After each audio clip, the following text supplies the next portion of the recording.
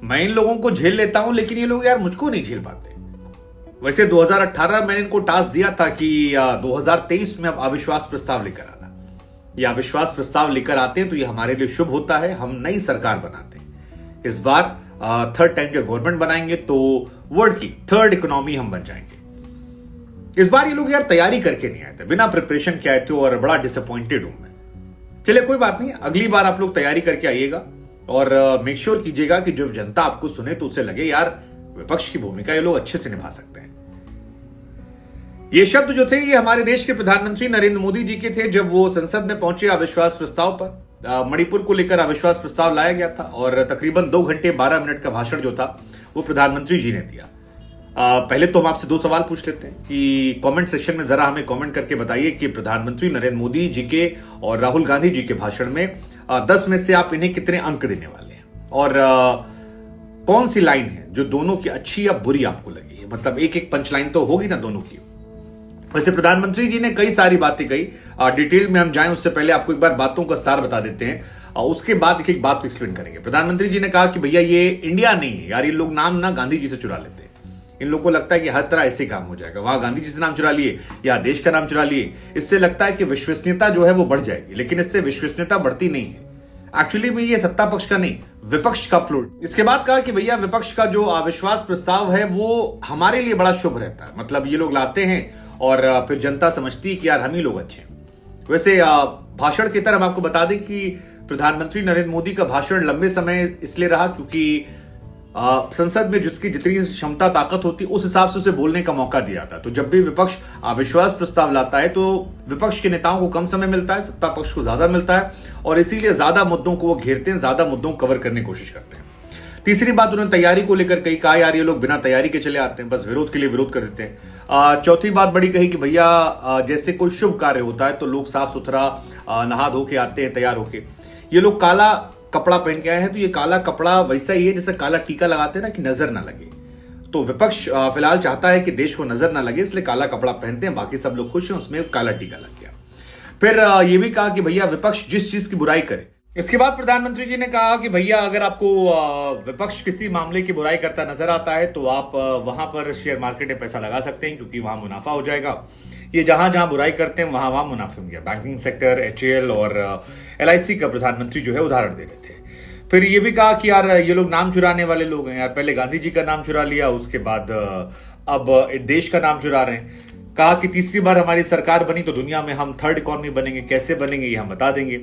ये भी कहा कि यार ये लोगों को दुनिया में कोई कहीं गाली दे रहा हो भारत को तो खट से यकीन कर लेते हैं, टुकड़े टुकड़े गैंग का साथ दे लेते हैं, लेकिन हमारे देश में वैक्सीन बनती है तो उसको लेकर ये लोग भरोसा नहीं कर पाते, तो बाहर वालों पर भरोसा है। फिर कई सारे राज्यों का उदाहरण दिया कि भैया देखिए जहां जहां से कांग्रेस गई वहां से फिर लौट कर नहीं आई। प्रधानमंत्री को लेकर कहा कि एक ही प्रोडक्ट को बार बार लॉन्च कर रहे हैं, इनकी मजबूरियां भी हम समझते हैं कि क्या करें लोग। घर के बाहर का PM मंजूर नहीं है, चाहते हैं हम रहें, हमारा लड़का रहे, उनका लड़का रहे, लड़की रहे, यही सब चलता रहे। फिर एक शराबी गाने का जिक्र जो था वो भी किया गया था। कहा कि भैया वही प्रोडक्ट वाली बात को लेकर विपक्ष के सांसदों ने वॉकआउट किया, उसको लेकर भी कहा कि हम इनको झेलते हैं, ये हमको क्यों नहीं झेल पाते। इसके अलावा भी कई टॉपिक, जैसे देश में कांग्रेस ने तोड़ा, अब कहां तोड़ा उसका भी एग्जांपल जो है इन्होंने दिया कि वहां तोड़ दिया था, वहां तोड़ दिया था, वो हिस्सा चला गया देश से। और सबसे इंपॉर्टेंट था जो मिजोरम पंजाब में हमला करवाने की बात आई, साथ ही साथ मणिपुर का जो जिक्र था वो भी प्रधानमंत्री के संबोधन में देखने को। अब मुख्यतः मणिपुर को लेकर यह अविश्वास प्रस्ताव लाया गया था और विपक्ष चाहता था प्रधानमंत्री जी इस पर बोले। थोड़ा सा लेट हुआ, विपक्ष बाहर निकलने लगा, जिसको लेकर प्रधानमंत्री ने टिप्पणी भी की। लेकिन प्रधानमंत्री मणिपुर पर भी बोले, कहा कि मणिपुर में एक अदालत में फैसला आया, 2 पक्ष थे, जो स्थितियां बनी, हिंसा का दौर शुरू हुआ, उसके बाद जो कुछ हुआ वो पूरे देश ने देखा। महिलाओं के साथ गंभीर अपराध हुए, तमाम लोगों ने परिजन खोए। हम कोशिश कर रहे हैं कि दोषियों को सजा दिला दी जाए। मैं सभी देशवासियों का आश्वस्त करता हूं कि जो कुछ हो रही हैं उससे मणिपुर में शांति होगी, आने वाले भविष्य में मणिपुर में उजाला होगा। मणिपुर के लोगों से कहूंगा कि देश आपके साथ खड़ा हुआ है, सदन आपके साथ है और मिलकर समाधान निकालेंगे, चुनौतियों का सामना करेंगे। आगे एक बार फिर राज्य जो है विकास के आगे बढ़ेगा।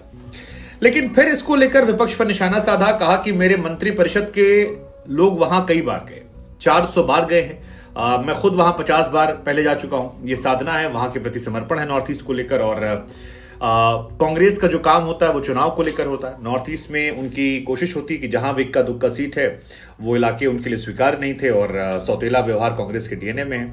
हम कोशिश कर रहे थे कि 9 साल से नॉर्थ ईस्ट को प्रायोरिटी में रखें, टॉप पर लाएं, लेकिन आज मणिपुर को ऐसे पेश किया जा रहा है जैसे आज के हालात हैं। ये लोग भूल जाते हैं कि नॉर्थ ईस्ट में जो समस्या है वो कांग्रेस इसके लिए जिम्मेदार है और कांग्रेस के दौर में ही इनकी शुरुआत हुई थी। ये समस्याएं आज उत्पन्न नहीं हुई हैं, इन समस्याओं को पालने पोसने बढ़ाने के पीछे कांग्रेस का हाथ है, ऐसा मणिपुर पर प्रधान। इसके अलावा दूसरी जो बड़ी बात प्रधानमंत्री जी की तरफ से थी वो थी जिन चीजों की बुराई हुई उनका भला हुआ। 3 उदाहरण दिए, कहा कि विपक्ष के लोगों को एक सीक्रेट वरदान है कि जिसकी बुराई करते हैं उसका भला हो जाता है। उदाहरण 3 दिए, कहा पहले बैंकिंग सेक्टर में कहा गया कि पब्लिक सेक्टर बैंक का नेट प्रॉफिट दुगने ज्यादा हो गया है और ये हो जाएगा वो हो जाएगा। फोन बैंकिंग घोटाले की बात की, लेकिन फिर वो कह रहे हैं कि देखिए अब बैंकों को कितना फायदा हुआ है, निर्मला जी इसका आंकड़ा दिख गई है।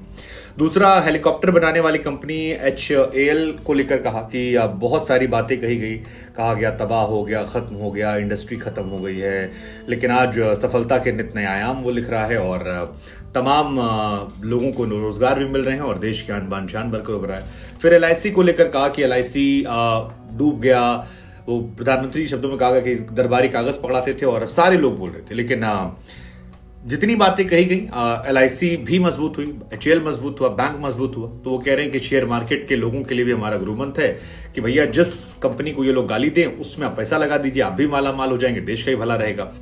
फिर ये भी कहा कि 3rd टर्म हमारी सरकार बनेगी तो हम दुनिया की 3rd टॉप अर्थव्यवस्था बन जाएंगे। ऐसे में लोग पूछते हैं कि भैया कैसे बनेंगे, सिखाने के लिए कहिए, तो कहते हैं कि जब हम 3री बार जीत कर आएंगे तो बता देंगे। फिर एक इंपॉर्टेंट बात थी कि दूसरों की बात कैश कर लेना। दरअसल सर्जिकल स्ट्राइक का जिक्र उन्होंने किया कि सर्जिकल स्ट्राइक जो थी उस पर भरोसा नहीं हुआ था। इंडियन आर्मी ने कहा, लेकिन फिर भी आतंकवादियों की बात पर भरोसा हो रहा था, अपनों की बात पर भरोसा नहीं हुआ। इसी में आगे कहा कि दुनिया में कहीं किसी कोने में कोई भी आदमी भारत के बारे में एक शब्द अनर्थ बोलता है तो सब लोग इकट्ठा जाते हैं, कहते हैं कि हाँ सही बोल रहा है, देखो वही सही है, वही सही है, वही सही है।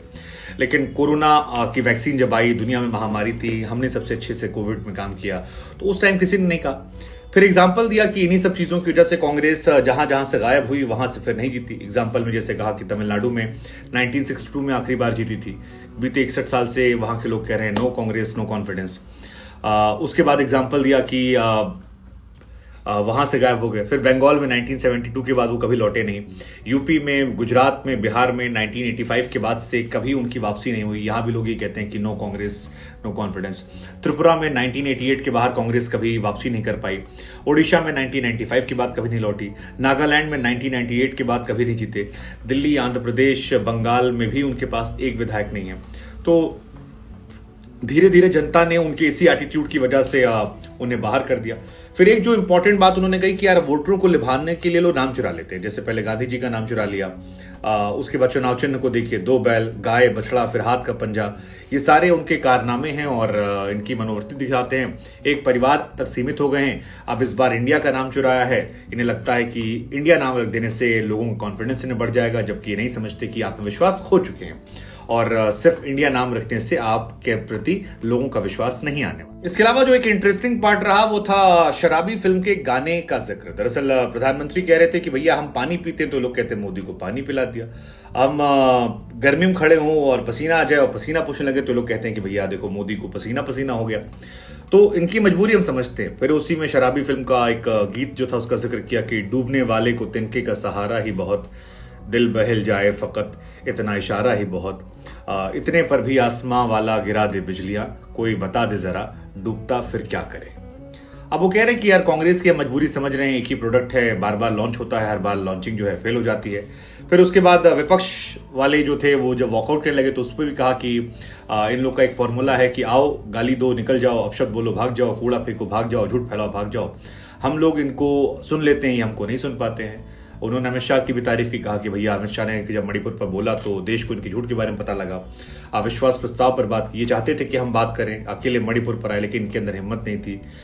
तो ये तमाम बातें जो थी इन्होंने प्रधानमंत्री की तरफ से मोटी मोटी कही गई और कुल मिलाकर विपक्ष पर निशाना जो था वो 2 घंटे 12 मिनट के भाषण में था। कोशिश उन्होंने की अपनी तरफ से कि कांग्रेस को एक्सपोज करें। कहा कि सरकार का नहीं विपक्ष का फ्लोर टेस्ट है, वो चाहते थे कितने लोग साथ में आ जाएं।